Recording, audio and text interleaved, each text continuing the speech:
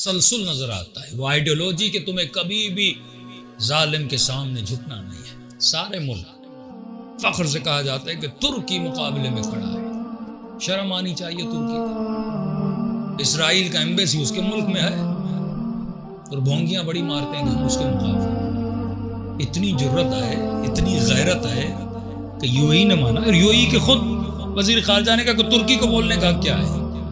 اگر وہ بول رہے ہیں کہ ہم نے اسرائیل کے ساتھ میں، تو پہلے وہ خود عمل تو کریں، صرف لوگوں کو دکھانے کے لیے، صرف قدرت بنانے کے لیے۔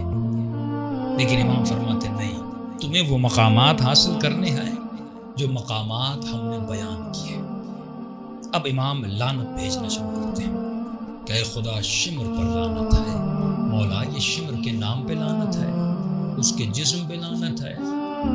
فرمایا شمر کی فکر پہ لعنت ہے، شمر کو شمر بنایا شمر کی فکر نے۔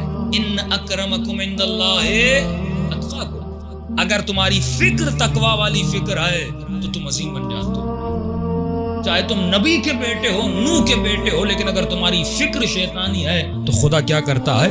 لعنت بھیجتا ہے۔ یہ لعنت عمر سعد پر ہے؟ فرمایا نہیں، یہ لعنت عمر سعد کی فکر پر ہے۔ القابات دیے گئے، کوئی خال المومنین ہے، کوئی پتہ نہیں کیا المومنین ہے۔ جب تم لقب بھی دینے آتے ہو تو سامنے لفظ مومن لاتے ہو، پہلے اسے تو مومن بننے دو۔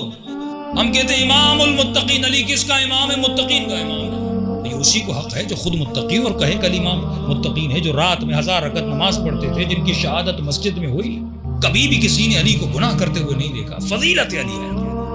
اگر کوئی لقب دیا جا رہا ہے، وہ لقب علی کے وجود میں موجود ہے۔ یہ مجازی القابات تو نہیں ہے کہ آپ کسی کو شیر علی کہیں اور نام کا شیر اور کام کا بزدل ہو، نہیں۔ اگر علی شیر خدا ہے، واقعاً علی شیر خدا ہے۔ اگر حسن کو لقب سخاوت ملتا ہے، واقعاً سخی ہے۔ اگر 5 امام کو باقر العلوم کہا جائے، واقعاً وہ باقر العلوم ہے۔ اگر امام رضا کو رضا کہا جاتا ہے، یا جتنی اولاد اہل بیت ہیں القاب ملتے تھے، واقعاً وہ صفات ان میں پائی جاتی تھی۔ مسلمان سوچے تم کس کو لقب دے رہے ہو؟ اور اے مسلمان، ذرا اپنی کتاب کو کھول اور ذرا کتاب پڑھ، کس کتاب میں کیا کیا لکھا گیا۔ پھر امام نام لینے کے بعد فیملیز پہ آتے ہیں۔ یہ بھی اہم ہے کہ اسپیسیفک ایک نام لیتے ہیں کہ یزید پہ لعنت، شمر پہ لعنت، اس پہ لعنت، اس پہ لعنت۔ اس کے بعد امام فیملیز پہ لعنت کرتے ہیں۔ ایک لعنت ہے ابن زیاد پر،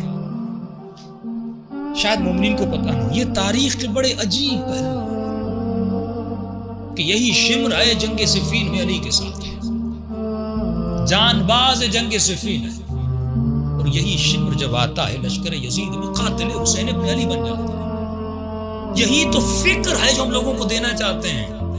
بھائی انسان کی زندگی، انسان کا کردار کبھی اسٹیبل نہیں رہتا، سوائے معصومین کے، جن کے لیے خدا نے آیت نازل کی کہ انما یرید اللہ یذهب عنکم الرجس اہل البیت، وہ اسٹیبل ہیں کردار کے اعتبار سے، ورنہ ہم کبھی بھی اسٹیبل نہیں رہ سکتے۔ آج میں مومن ہوں، کل پتہ نہیں، آج میں اچھی باتیں کر رہا ہوں، میرا کل کچھ پتہ نہیں۔ انسان کبھی بھی اپنی گارنٹی نہیں دے سکتا میں ہمیشہ مومن رہوں گا۔ یہی شمر ہے جب علی کے ساتھ ہے تو اسٹیبل ہے۔ یہ شمر علی سے دور ہوتا جاتا ہے اور لشکر یزید میں آتا ہے، قاتل حسین ابن علی بن جاتا ہے۔ زبیر کا میں واقعہ کئی سال پہلے آپ کو بتا چکا ہوں۔ وہ زبیر جو مولا علی کی پھوپھی کا بیٹا ہے، اور وہی جنگ جمل میں علی کے مقابلے میں کھڑا ہو جاتا ہے۔ یہی اصحاب رسول کے ارد گرد گھوم رہے ہیں، لیکن ایک وقت آتا ہے رسول خدا کے بعد یہی آپس میں لڑ رہے ہیں۔ لڑائی کی بنیاد حق ہونی چاہیے، دنیا نہیں۔ لڑائی کی بنیاد دین ہونا چاہیے، اپنی ذات نہیں، مال نہیں، شہرت نہیں، مقام نہیں، حکومت نہیں۔ مجھے یہ دیکھنا ہے کہ علی جنگ جمل میں گئے حکومت کو بچانے کے لیے یا دین کو بچانے کے لیے۔ مجھے یہ دیکھنا ہے کہ جنگ صفین میں امیر شام اپنے تخت کو بچا رہے تھے یا دین کو بچا رہے تھے۔ جب ان چیزوں پہ مسلمان سوچے، اسے پتا چلے کہ اسٹیبلٹی تو ہے۔